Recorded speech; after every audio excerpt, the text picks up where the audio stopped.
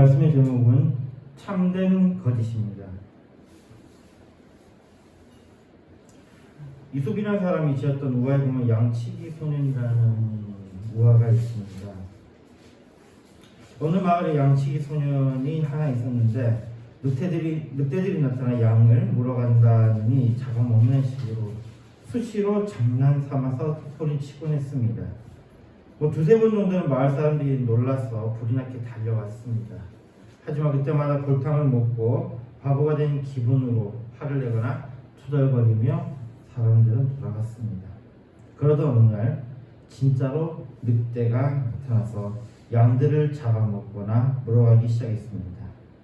양치기는 이번에는 절대로 거짓말이 아니고 진짜라면서 마을 사람들에게 도와달라고 호소했으나 마을 사람들은 이번에도 절대로 속지 않을 것이라며 설령 진짜로 늑대가 나타났다는들 다 저 녀석이 업보라고 생각한다면서 한 명도 도와주러 오질 않았습니다. 결국 양치기는 그렇게 양떼를 모두 잃고 말았습니다. 이게 이솝우화에 나오는 거짓말에 관한 교훈입니다. 거짓말을 하면은 정말로 자기가 필요할 때에 도움을 받지 못한다라는 그런 내용을 담고 있습니다. 여기에 보면 여기에 나온 거짓말은 너무나도 명명백백한 거짓말입니다. 거짓말을 많이 하는 사람은 우리가 거짓말쟁이라는 낙인을 찍습니다. 그 사람이 어떤 이야기를 해도 나중에는 믿지 않을 겁니다. 이런 거짓말쟁이는 문제입니다. 그러나 이런 거짓말쟁이는 실제적으로 우리의 삶에 큰 해를 끼치지는 않습니다. 왜냐면요, 이 거짓말쟁이들이랑 조금만 같이 지내본 사람들이라면 이 사람이 하는 말이 거짓말이라는 것을 아니까 그냥 이 사람이 하는 말을 무시하면 되니까 큰 해는 되지는 않는 겁니다. 근데 정말로 위험한 거짓말은 진실이 많이 가미되어 있는 거짓말이라는 겁니다. 예를 들어 가지고요, 사기치는 사람들의 그 정석이 있습니다. 사기치는 사람들의 정석은요, 첫 번째는 신뢰감을 형성하는 거예요. 그리고 난 다음에 크게 사기를 치는 겁니다. 부연 설명하자면요, 우리도 요즘에 보면은 메시지에 보면 무슨 리딩방 해가지고 주식 대박이다 하면서 막 오죠. 코인 대박이다 하면서 들어오죠. 주식 리딩방, 투자 사기, 이런 것들이 어떻게 일어나면요, 실제로 저도 주변 분들이 하는 거 많이 봤거든요. 많이 봤는데 이분들이 잠시도 그 주식 차트에서 눈을 떼지를 못해요. 근데 주식이라는 게 진짜로 이게 그 사기치기가 참 좋은 게요, 어떤 주식을 하나를 딱 상정을 하고 작전 세력들이 모입니다. 모이면은 그게 이제 소위 말하는 리딩방 안에 들어있는 사람들이 있죠. 100명, 200명, 1000명, 한 1000명 정도만 해도 그 사람들이 대출까지 끼워가지고 한 1억씩만 투자한다 그러면 이 1000명이면 정말 어마어마한 돈이죠.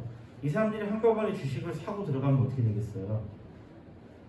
주식을 한꺼번에 사러 들어가 버리면 주식값은 당연히 뛰는 거예요. 너무 당연한 거거든요. 근데 리딩방에 들어온 사람들은 마치 이게 정말로 주식이 뛰는 것처럼 그렇게 생각을 하는 거예요.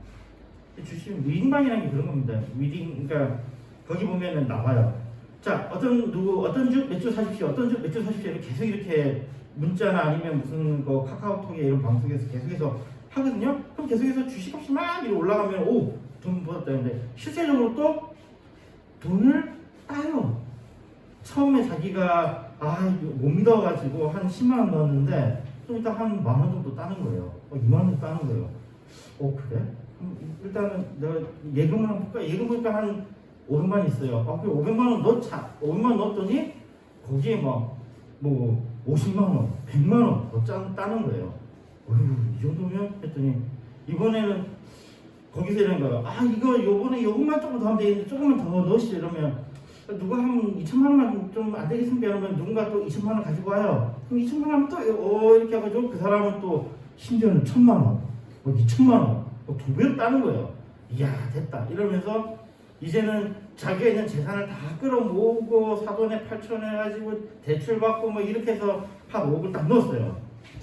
딱 이 순간에 어떻게 되는 거죠? 그냥 이 사람들은 팔고 빠져나온 거예요. 그러면 그분이 싹 그 리딩방을 이끌었던 사람에게 가버립니다. 이게 쉽게 말하는 주식 투자의 가장 대표적인 사기 방법이거든요. 그러니까 여러분 주변에 제가 여기 뭐 누나한테도 이야기했지만요, 주식 가지고 돈 땄던 사람들 이야기 계속 하는데 이 사람이 세금 냈다는 이야기 들어보신 적 있습니까? 주변 사람들이요? 주식을 하면 세금을 내야 돼요. 언제요? 따면요. 소위 말하는 어떤 것들에 대해서 자기가 더 많은 돈을 벌었다 그러면 그 수익에 대해서 세금을 내야 됩니다. 근데 주변 사람들, 주식하는 사람들한테서 세금 냈다는 이야기 들어보셨어요?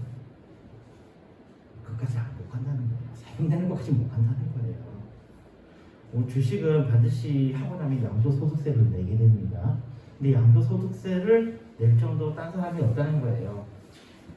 그게 주식이 그렇거든요. 이 양도소득세라는 건 자기가 딴 거, 그다음 잃은 거 이렇게 계산해가지고 거기에 대해서 얼마 이상을 벌었을 때는 양도소득세를 내고요. 이 양도소득세의 구간이 그 금액에 따라서 다릅니다. 달라요. 제가 아는 어떤 분 같은 경우에는 실제적으로 한 5천만 원 정도를 진짜 주식을 통해서 했는데 그분은 5천만 원 기분 좋게 팔았거든요. 그러면서 양도소득세가 2천만 원이 나왔어요. 이게 정상이에요. 그렇게 쉽게 돈을 못 땁니다. 그걸로 끝나는 게 아닙니다. 주식이라는 거 가지고 돈을 못 벌어요. 절대 구조상 못 벌게 되어 있습니다. 그런데도 이걸로 하는 거예요. 근데 왜 사람들이 거기 빠져들느냐? 이때까지 이 사람이 했던 말들이 맞거든요. 계속 그 사람 하는 대로 가요. 그대로 갑니다. 그러다가 마지막 한 방만 거짓말한대요. 그러니까 이게 정말 이런 게 위험한 거예요. 근데 그런 겁니다. 자신이 땀을 흘려서 돈을 번 것이 아닌 것에는 근처도 가지 말 것을 권합니다. 세상에는 공짜가 없습니다. 만약에 정말로 좋은 사람을 만나서 내가 은혜를 입었어도 그것은 첫 번째로 그 사람이 어리기 때문. 어리다라는 말은 다른 말로 무슨 말이죠? 어리석다라는 이야기예요. 어리석은 사람을 내가 만났을 때는 내가 이득을 볼 수 있어요. 어리석다라는 말과 어리다라는 말이 동일한 말입니다. 그래서요. 우리가 어린애들을 왜 어린애들을 데리고 뭔가 거래를 한다든지 이런 거에 대해서 왜 무효 판정을 내립니까? 걔네들은 어리석기 때문이에요. 어리다라는 말은 어리석다라는 말과 동일한 말입니다. 실제로 우리나라 말도 뭐예요?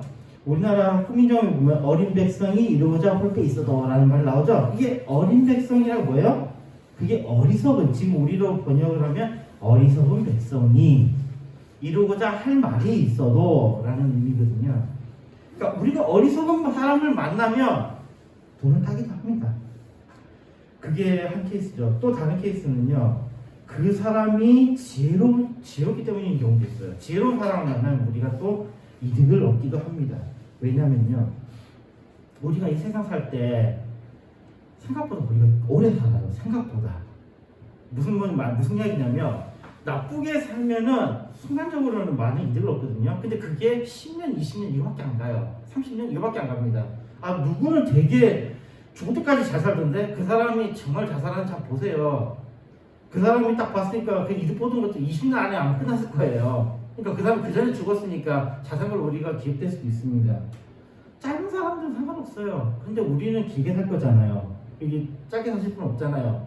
길게 살려면 그러면 우리도 착하게 살아야 돼요. 그 착하게 사는 가장 지혜로운 방법, 이게 가장 지혜로운 방법이에요. 오래 사는 가장 지혜로운 방법은 착하게 하는 겁니다.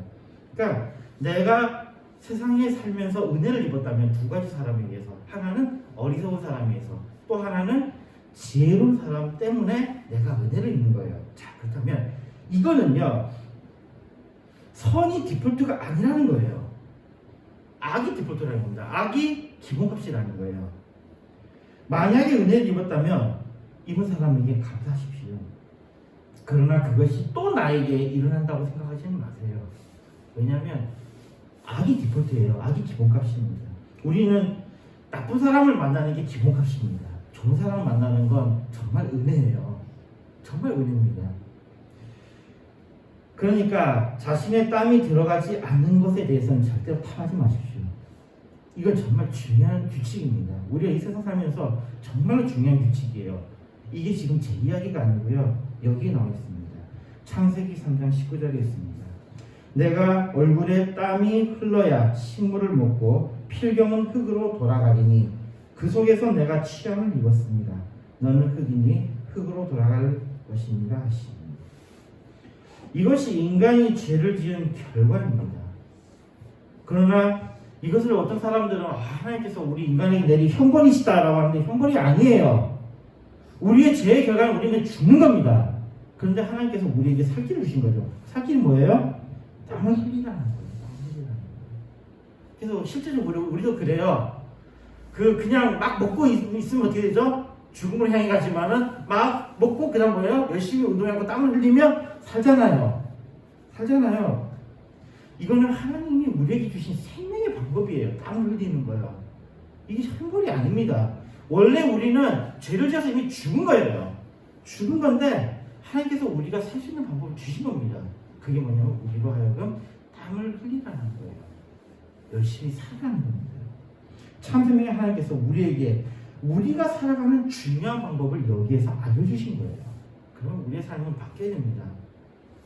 거저 뭔가를 취하려고 하지 말고 내가 땀 흘려서 얻은 것 외에는 다 하지 마십시오. 자, 그러면 진실이 많은 거짓말일수록 이게 위험하다고 그랬는데요. 자, 봅시다. 50%만 거짓이다?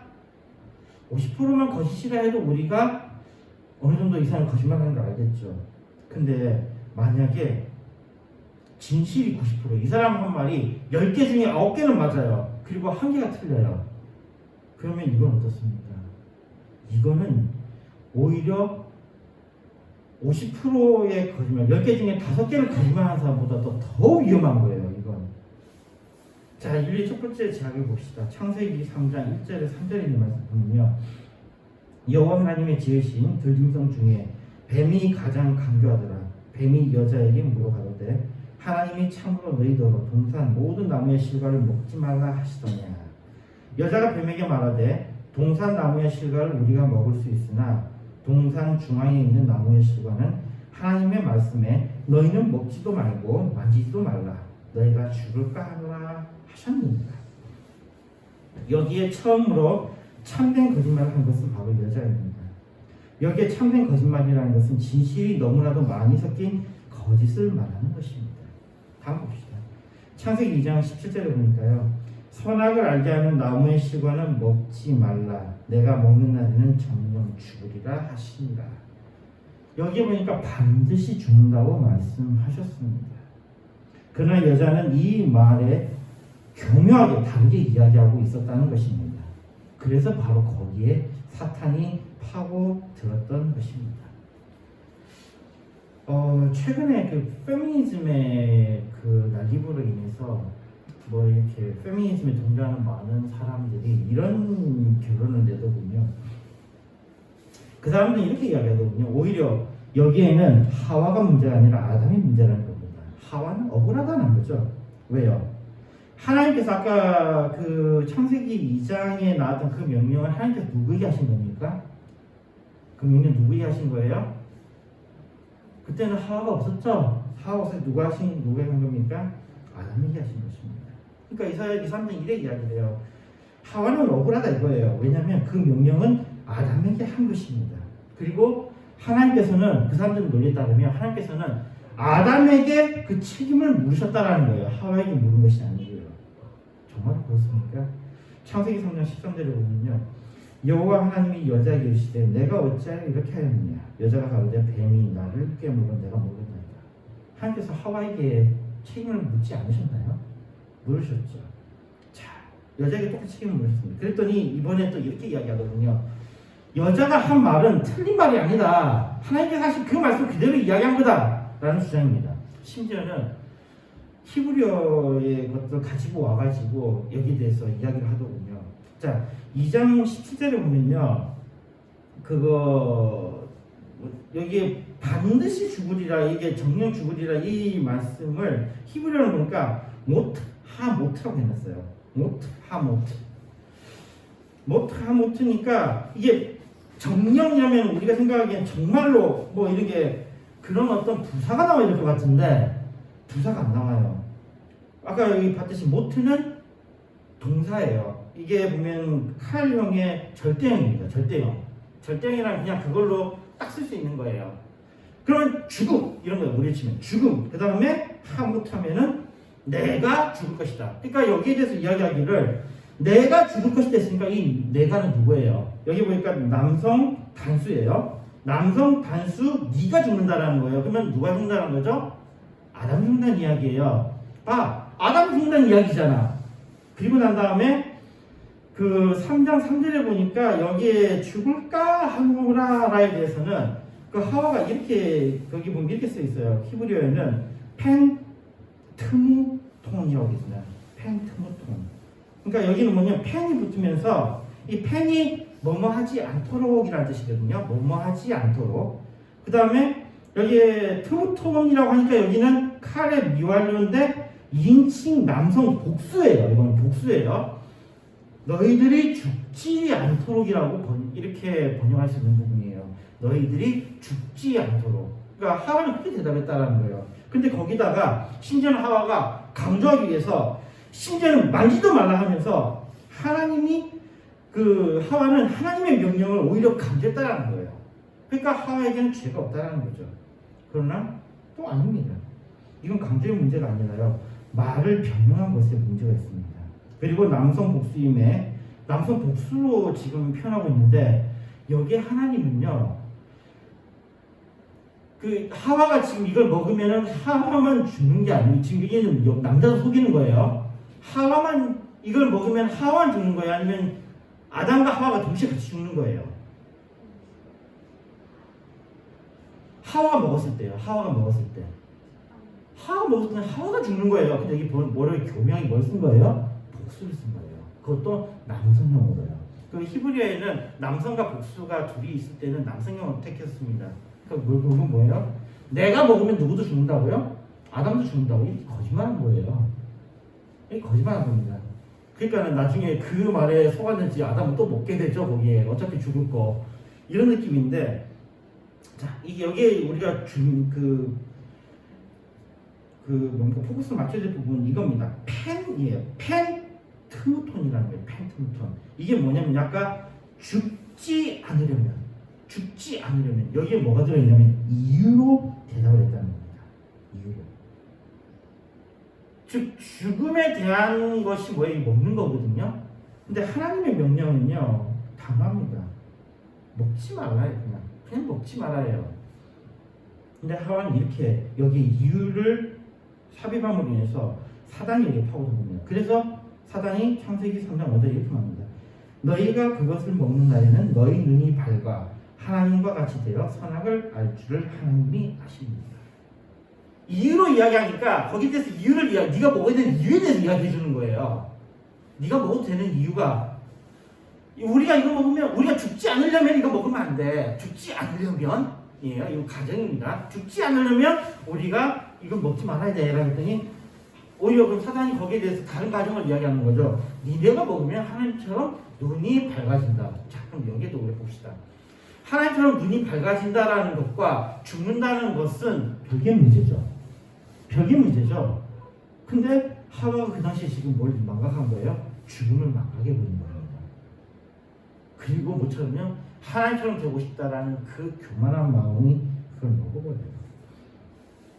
그러나 창세기 2장에 보면요 하와의 대답에 먹어도 되는 이유를 이 사단이 제시하는데 2장에는 하나님은 먹지 말아야 될 이유에 대해서 한마디도 하지 않으세요. 그냥 먹지 말아야 해요. 이유가 없습니다. 먹지 말아야 해요. 이 굉장히 중요한 차이가 여기에서 발생합니다. 인류의 첫 번째 문제는 바로 약간의 거짓에서 시작됐다는 것입니다. 분명히 같은 내용인 것 같은데 이거를 약간 바꿔버리니까 여기에 문제가 생긴 거예요. 완전히 다른 것이 아니라 약간의 다른 것에서 이게 문제가 시작됐던 것입니다. 비싼 것이 위험한 것이라는 것은 정말 이게 비싸게 보이는 것, 이게 위험한 것이라는 것은 인간은 본능적으로 알고 있습니다. 인간이 무서워하는 것을 보면요, 정말 우리가 딱 보면은 인간하고 비슷한 걸 무서워합니다. 자, 우리가 좀비 영화를 딱 봤을 때 좀비 영화의 모습이 어떻게 생겼던가요? 인간하고 똑같이 생겼죠. 근데 뭐가 좀 약간이 달라요. 어떻게 하는 거죠? 피부색이 조금 다르든지, 피부색이 보통 다르죠? 피부색이 다르고, 그러니까 우리가 그 다른 나라 사람들을 싫어하는 이유가 바로 그거예요. 우리랑 약간 다르거든요. 약간 다르니까 우리가 싫어하는 거예요. 근데 왜 그랬냐면요, 약간 다른 게 위험하다는 걸 본능적으로 알고 있는 거예요. 실제로 그랬습니다. 피부색이 다른 사람들끼리 서로 어떻게 했어요? 서로가 적대적으로 돼 있거든요. 특히 우리가 검은 피부를 싫어하죠. 왜 싫어합니까? 지금 말고 예전에는 검은 피부 가진 사람들 중에서 사람을 보는 사람들이 꽤 많았거든요. 우리 그래서 그런 걸 싫어하는 거예요. 본능적으로 싫어하는 겁니다. 약간 다른 거예요. 그러니까 이게 사람들은 뭔가 굉장히 무서워한다 그러면 우리 인간하고 약간 다른 거예요. 약간. 우리 저기 그 귀신 영화에 나오는 귀신 모습도 인간하고 똑같이 생겼는데 약간 다르죠? 만약에 그게 완전히 다른 형태라면 어떻게 생각합니까? 그냥 적대적으로 보는 거예요. 적대적으로 보는 겁니다. 저건 나랑 달라. 그렇게 보는 건데, 여기에도 그런 겁니다. 요즘에 지금 굉장히 유행하고 있는 파묘라는 그 영화에도 보면요, 거기 보면 마지막에 일본 장수가 딱 나오는데요, 일본 장수의 모습이 우리랑 약간 다르지 않죠? 왜 거기 파묘를 보는 사람들이 처음에는 두려움을 느끼다가 뒤에는 두려움을 안 느끼거든요? 안 느끼는 이유가 뭐 때문이냐? 바로 그거예요. 다른 거 완전 히 인간이 있을 수 없는 키가 큰 놈을 상징해버리니까 애시당초 사람들이 처음에는 두려워했다가 나중에는 저거 빨리 없애야지. 그걸로 다 바뀌어요. 그걸로 다 바뀝니다. 마음이요. 다르면은 그냥 놔버리는데, 근데 만약에 우리랑 키도 비슷하고 생긴 것도 비슷하게 생겼는데 뭔가 조금 달라요. 그러면은 사람들이 굉장한 분노를 느끼고 거기에 굉장히 두려움을 느끼게 되겠죠. 그런 겁니다. 인간은 이렇게 비슷한 것에 대해서 굉장히 본능적으로 싫어하는 것이 있습니다. 우리가 로봇 같은 경우에도 보면요, 이렇게 그냥 어떤 모양을 가지고 일을 하는 로봇에 대해서 우리가 별로 반감을 안 느끼죠. 근데 인간들이 무서워하는 로봇은 어떤 겁니까? 소위 말하는 안드로이드, 어때요? 인간같이 생긴 거예요. 그 전에 컴퓨터 프로그램을 사람들이 그렇게 무서워하지 않았어요. 컴퓨터 프로그램들이 막 만들어내는 것에 대해서도 뭐 그렇게 나쁜 생각이 아니고 좋게 생각했어요. 근데 그때 뭐 프로그램이 항상 제대로 움직였습니까? 오작동도 많이 했어요. 근데 지금은 사람들이 컴퓨터 프로그램이 오작동하는 것에 대해서 굉장히 민감해져 있죠. 왜냐하면 뭐가 나왔기 때문에요? 인간과 비슷한 인공지능이 나왔으니까요. 사람들이 거기에 대해서 굉장히 민감해지는 거예요. 인간과 비슷한 거. 왜 그럴까요? 인간 아니면요, 인간이 악하다라는 것을 이미 알고 있어요. 나랑 조금만 다른 놈이 나한테 얼마나 해를 끼친지를 알고 있어요. 그래서 우리 본능적으로 그것을 싫어하는 겁니다. 이슬람의 순위파를 가장 싫어하는 세력은 기독교일까요? 아니면 가톨릭일까요? 아니면 어디일까요? 이슬람의 순위파를 가장 싫어하는 것은 이슬람의 시아파입니다. 정말 얘네들 너무나도 서로가 싫어해요. 우리가 보기에는 그놈인 것 같은데. 또 그렇죠. 가톨릭을 가장 싫어하는 집단은 우리 기독교예요. 우리 기독교가 가장 싫어하는 집단은 바로 가톨릭이고, 가톨릭이 가장 싫어하는 집단은 우리 기독교입니다. 서로가 너무 비슷한데 정말 싫어해요. 처음부터 진리를 중시하는 쪽은요, 그러니까 거의 뭐 사기꾼에 가까운 사람들은 실제로 동거하는 분위기죠. 뭐 예를 들어서 불교라든가 무속, 도교, 얘네들은 서로가 다 어떻게 합니까? 연합을 이뤄요. 재밌습니다. 연합을 이룹니다. 얘네들은요. 왜냐면 얘네들 진리가 없거든요.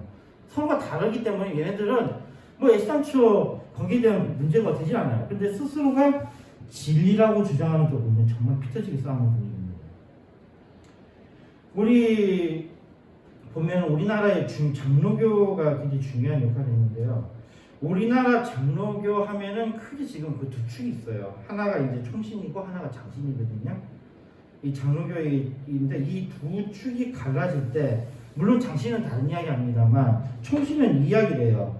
World Council of Churches라는 거, WCC라는 거 있어요. WCC에 가입하느냐 안 하느냐를 가지고 총신과 장신이 갈라졌다 그러거든요.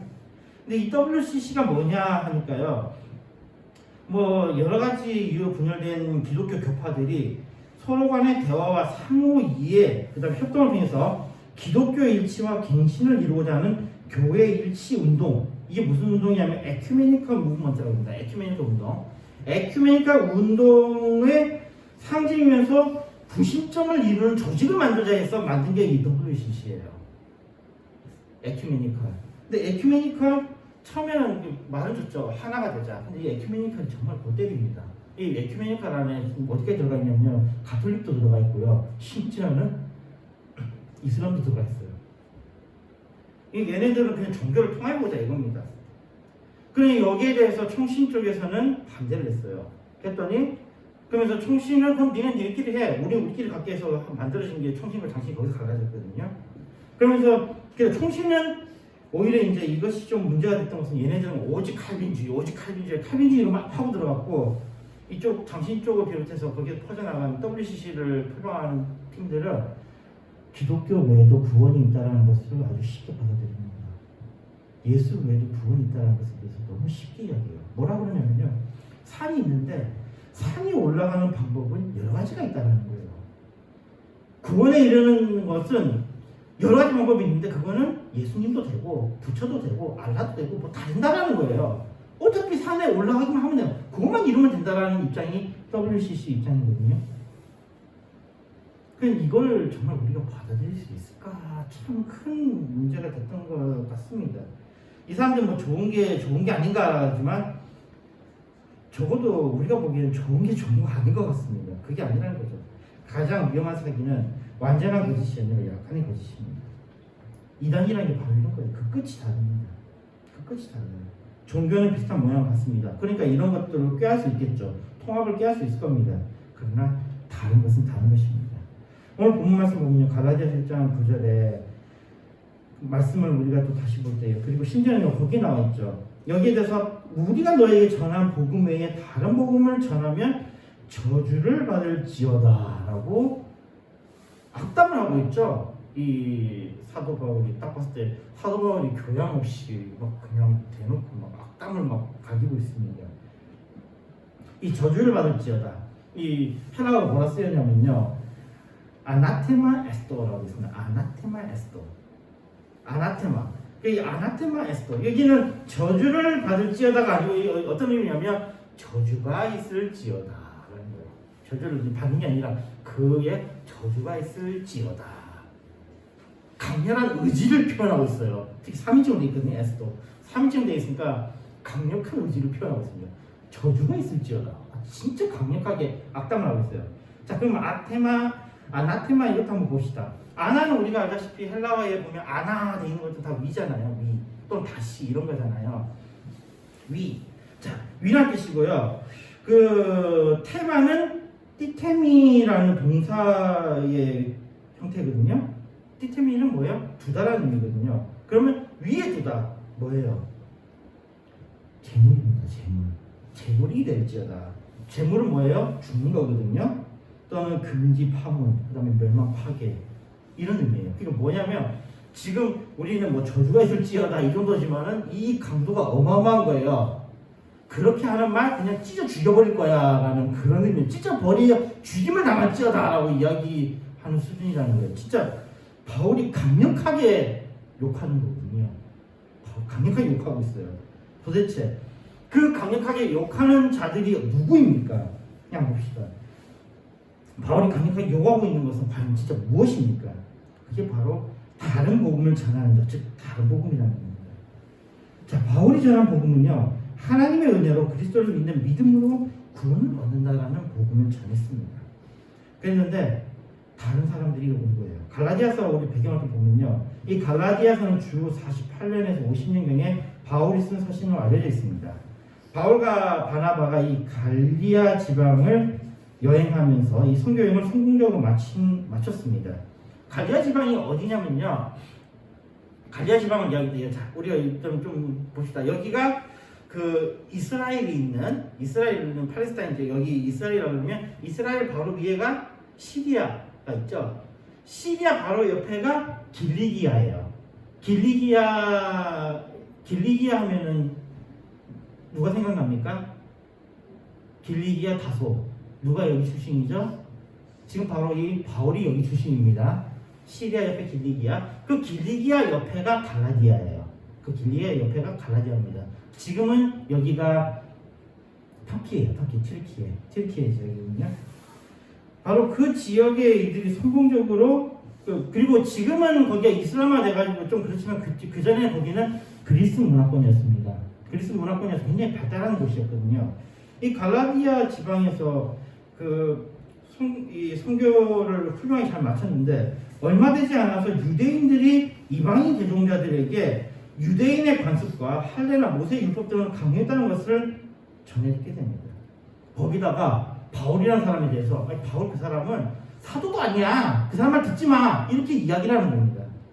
여기에 분노를 느낀 바울이요. 바로 그 사람들에게 또 그렇게 마음이 흔들렸던 갈라디아 사람들에게 이 편지를 보내는 겁니다. 그리고 이렇게 욕을 하는 거죠. 저주가 있을지어다. 욕을 하는 거예요.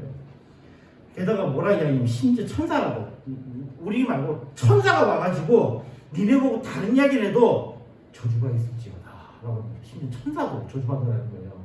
천사도 얼마나 강력하게 이야기하는지. 자, 그럼 여기에서 이야기하고 있는 쟁점에 대해서 봅시다. 첫 번째 쟁점은 사도성이에요. 바울이 사도냐 아니냐에 관한 이야기거든요. 여기에서 바울은 자신에 대한 변명을 합니다. 자신은 사도라는 것입니다. 우리가 그럼 사도는 과연 뭐냐 했을 때는요, 이 사도는 예수님으로부터 직접 복음을 받은 사람을 우리는 사도라고 합니다. 예수님부터 직접 복음 받은 사람이요. 그러니까 사도는 우리가 알고 있는 12사도 외에도 더 있을 수 있어요, 없어요? 더 있을 수 있죠. 예수님 시대 때 예수님 주변에 많은 제자들이 있었잖아요. 수많은 제자들이 있었잖아요. 그러니까 그 사람들을 다 사도라고 부를 수 있어요. 그래서 다 사도라고 부를 수 있는 겁니다. 예수님으로부터 직접 복음을 받은 사람을 우리는 사도라고 합니다. 근데 여기 지금 사도성을 부인하는 것에 대해서 여기 바울은 스스로가 자신을 변명하는 거죠. 자신은 처음에는 율법에 굉장히 열심히 했던 사람이라는 것을 밝힙니다. 그리고 자신의 것은 그러나 예수님으로부터 왔다라는 것에 대해서 또한 정확하게 이야기하죠. 12절에 보니까 이는 내가 사람에게서 받은 것도 아니요 배운 것도 아니요 오직 예수 그리스도의 계시로 말미암은 것이니라. 바울 스스로가 자기의 복음의 기원에 대해서 밝힙니다. 자기의 복음의 기원은 바로 예수 그리스도로부터 말미암은 것이다. 그래서 사람들이 아닐 수도 있을걸? 이런 거예요. 예수님 시대 때 너 없었잖아. 뭐 이런 식으로 이야기하잖아요. 그랬더니 이후에 말씀해 보면 또 그런 거예요. 뭐 다른 사도한테 너가 이야기 듣고 너 이러는 거 아니야? 라고 했던 거기에 대해서 이후에 말씀 그 다른 사도에게 복음을 들은 것이 아님에 대한 변명이 있습니다. 그러니까 16절에 보니까 자신은 혈육과 의논하지도 않았다라고 되어 있습니다. 그래서 17절에는 예루살렘으로 가지 않고 자기는 오히려 아라비아로 갔다가 다메섹으로 갔다라고 이야기하고 있습니다. 그리고 18절에 보니까 베드로를 만나기는 만났는데 어땠다고요? 예루살렘에서 한 15일 정도 만난 게 다다.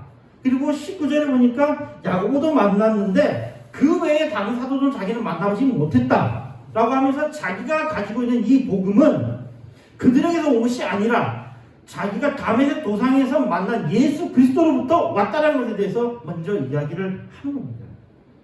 그러니까 바울 복음의 기원은요 바로 예수 그리스도로부터라는 것입니다. 즉 자신이 말하고 있는 이 복음은 주님께서 나에게 직접 주신 말씀이다라고 이야기하는 거예요. 그러니 자신의 말은 진리다라는 것에 대해서 첫 번째로 변론합니다. 두 번째 쟁점은 할례입니다. 2장 12절에 보면요. 게바가 안디옥에 이르렀을 때에 책망할 일이 있기로 내가 저를 면책하였노라. 야고보에게서 온 어떤 이들이 이르기 전에 게바가 이방인과 함께 먹다가 저희가 오면 그가 할례자들을 두려워하여 떠나 물러가네.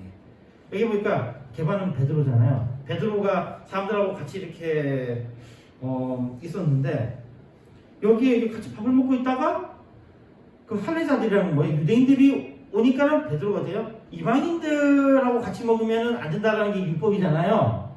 그게 무서워가지고 먹다가 도망간 거예요. 베드로가. 그러니까 여기에 대해서 바울이 뭐라 그랬다고요? 자기가 베드로를 되게 뭐라 했다라는 거예요. 바울이 베드로한테 막 책망했다는 겁니다. 그러니까 여기는 바울은 자신은 이방인의 사도로 삼으신 것에 대해서 언급하고요. 할례에 대해서는 이 사람은 오히려 이건 단순한 외식이라고 반박을 하는 거예요. 외식이다. 이건 아니다라는 겁니다. 그다음 쟁점의 세 번째가 이겁니다. 율법에 관한 이야기 당연히 자연스럽게 넘어가는데요. 율법을 지키는 행위로 구원에 이르는다고 사람들이 주장을 하는데 그게 아니다라는 거예요. 천사가 와서 율법을 지키면 구원받는다고 해도 그건 아니다라는 거예요. 2장 16절에 보니까요. 사람이 의롭게 되는 것은 율법의 행위에서 나는 것이 아니요 오직 예수 그리스도를 믿음으로 말미암는 줄을 아는 고로 우리도 그리스도 예수를 믿나니 이는 우리가 율법의 행위에서 아니고 그리스도를 믿음으로써 의롭다 함을 얻으려 함이라. 율법의 행위로서는 의롭다 함을 얻을 유체가 없느니라. 명확하게 이야기합니다. 이후로 주장은요. 예수 그리스도를 믿는 믿음으로 우리가 구원을 받으면 이제 우리는 더 이상 종이 아니라 자유자임을 강조합니다. 참된 거짓을 전하는 자들은 다른 것을 가지고 온 것이 아닙니다. 누구나가 그렇게 받아들였던 율법, 누구나가 당연하게 받아들였던 헬레, 누구나가 당연하게 받아들였던 사람들의 이야기를 가지고 사람들을 유혹한 거예요. 이러한 것들에 대해서 그들은 거기에 거짓을 더하는 겁니다. 비슷하지만 그 끝은 다릅니다. 비슷한 경전을 가지고 있지만 그 비슷함 때문에 오히려 더 위험에 처할 수 있습니다. 아니, 심지어 똑같은 경전을, 똑같은 성경을 가지고 있어도 그 끝이 다를 수 있습니다. 그러기에 참된 거짓, 참된 것이 너무나도 많이 담겨있는 거짓은 그 어떤 거짓보다도 위험합니다. 말씀의 착한 일을 보면서 행위로 구원을 말하는 참된 거짓, 말씀의 참된 예배를 말하면서 예배를 통해서 구원을 말하는 참된 거짓, 말씀의 참된 헌신을 말하면서 헌신을 통해서 구원을 말하는 참된 거짓 등 이러한 거짓은 정말로 우리에게 위험한 거짓입니다. 사도행전 4장 12절에 말씀합니다.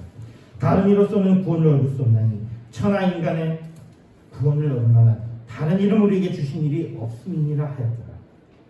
오직 그리스도 외에는 우리에게 구원은 없습니다. 그리스도의 십자가의 도 외에는 우리가 하나님께 나아갈 수 있는 길은 없습니다. 오직 예수 그리스도만이 우리의 참된 소망이며 오직 예수 그리스도만이 우리의 참된 복음입니다. 말씀 읽겠습니다. 우리가 사는 세상은 거짓으로 가득합니다. 여기에 우리는 진실을 구합니다. 그러나 이것은 우리의 착각입니다. 우리의 헛된 노력입니다. 요한복음 8장 44절에 말씀합니다. 너희는 너희 아비 마귀에게서 났으니 너희 아비의 욕심을 너희도 행하고자 하느니라. 저는 처음부터 살인자요 진리가 그 속에 없으므로 진리에 서지 못하고 거짓을 말할 때마다 제 것으로 말하느니 이는 저가 거짓말자이요 거짓의 아비가 되었습니다. 이 세상의 공중 권세를 잡은 자가 거짓의 아비이며 우리 모두는 죄인이며 이러한 우리의 세상에는 거짓은 당연한 것입니다. 오히려 이러한 가운데 진실된 모습으로 다가오는 자들을 우리는 경계하고 멀리해야 합니다. 100%의 거짓, 아니 50%의 거짓은 그렇게 위험하지 않습니다. 그러한 거짓은 쉽게 우리가 알 수 있기 때문입니다. 그러나 90%의 참과 10%의 거짓, 아니요 99%의 참과 1%의 거짓, 이것은 우리가 구분하지도 못하는 우리가 속을 수 있는 너무나도 위험한 거짓입니다. 이것이 단순히 우리의 감정을 상하게 하는 것이라든지 아니면 조금 힘들겠지만 우리의 물질적인 부분에 손해를 입힌다든지 너무도 우리를 힘들게 하지만 그래도 회복할 수 있는 수준에서 이루어진다면 그래도 다행입니다만 우리의 가장 중요한 문제, 구원의 문제라면 우리의 죽음의 문제, 즉 생명의 문제라면 이것은 너무나도 두렵고 절망적인 것입니다. 심지어 우리가 주님을 더욱더 잘 섬기려고 했던 것이 우리가 더욱더 신앙생활을 열심히 하려고 했던 노력이 거짓이라면 우리의 고난, 우리의 좌절보다도 더 무서운 우리의 구원, 우리의 생명의 문제가 생기는 것이라면 어떻게 하겠습니까? 바울의 격앙된 비난, 이 격앙된 말씀을 기억하며 이 세상에 속지 않는 우리가 되길 바랍니다. 참된 것이 그것은 예수 그리스도 우리에게 다른 곳에도 구원이 있다라는 거짓입니다. 반대로 참된 것은 예수 그리스도만이 우리의 참 구원자이시며 오직 예수 그리스도를 믿는 믿음으로 우리가 구원을 받는다는 것입니다.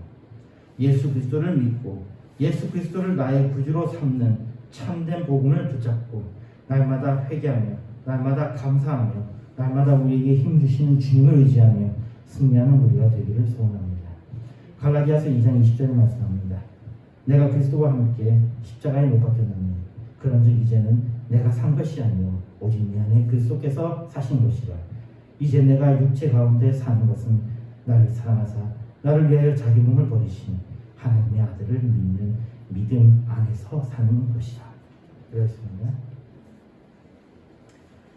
하나님 감사합니다. 우리의 구주 되시는 예수 그리스도를 믿는 죄를 되게 해주셨고 그리스도를 믿는 믿음으로 날마다 이기는 삶을 사는 죄를 되게 해주셔서 예수님을 드렸습니다. 아멘.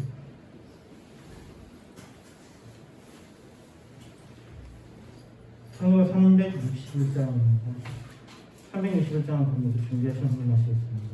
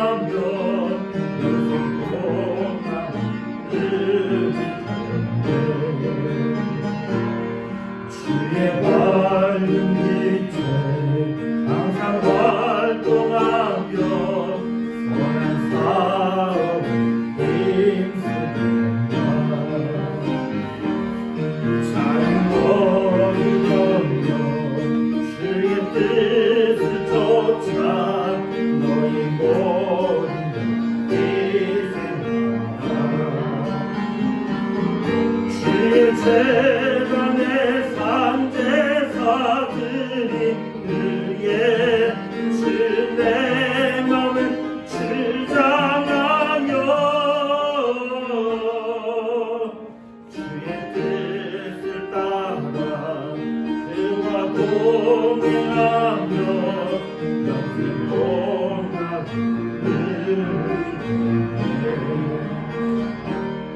주의 재단 앞에 모두 바친 그의 주가 온전히 살리네 그가 주신 기쁨 또한 그의 사랑 거침말로 나서나가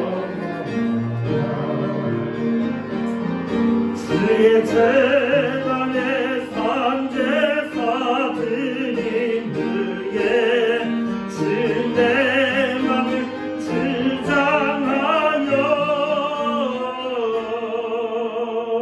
주의 뜻을 따라 그와 동행하며 영생공하는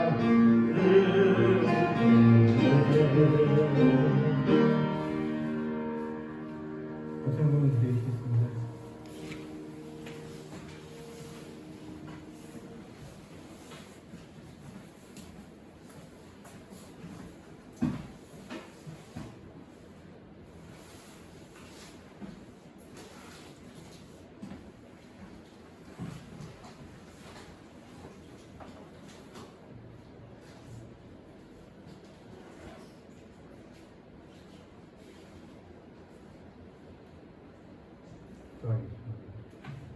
십일조 확인, 십일조 체험, 십일조 체험,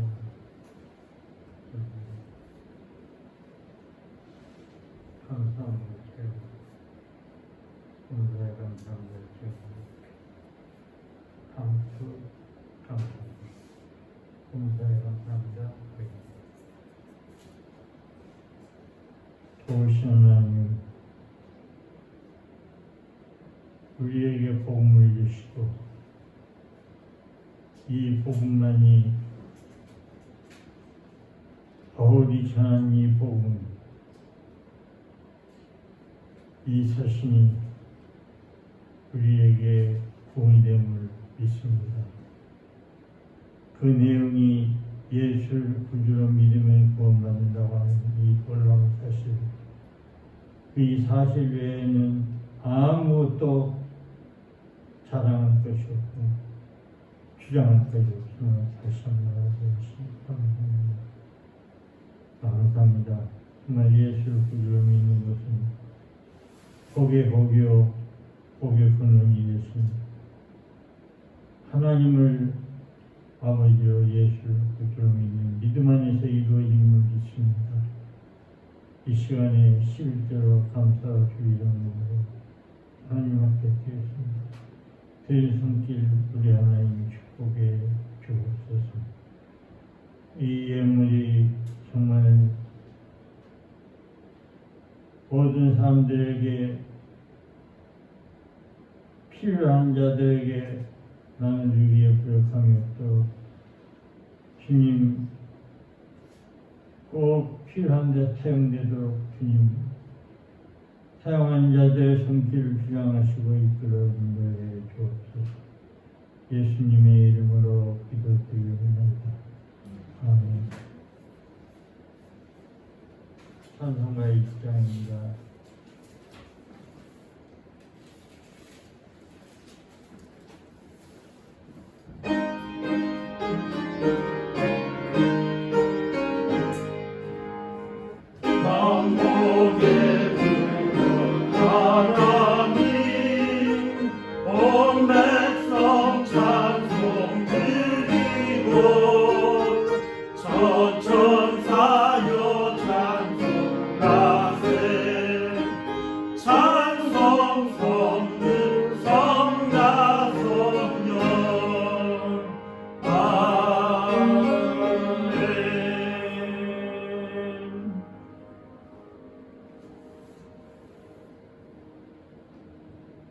우리 구 예수 그리스도의 은혜와 그 크신 하나님의 사랑과 성령님에게 통하심이 오늘 예배한 목양교회 사랑하는 성도들 머리 위에와 가정 위에와 하느님 위에 전 세계 오늘 예배드린 모든 믿는 자들 머리 위에와 가정 위에와 하느님 위에 전도받아서 구원받은 자들 머리 위에와 가정 위에와 하느님 위에 이제부터 영원토록 항상 함께 있을지어다. 아멘.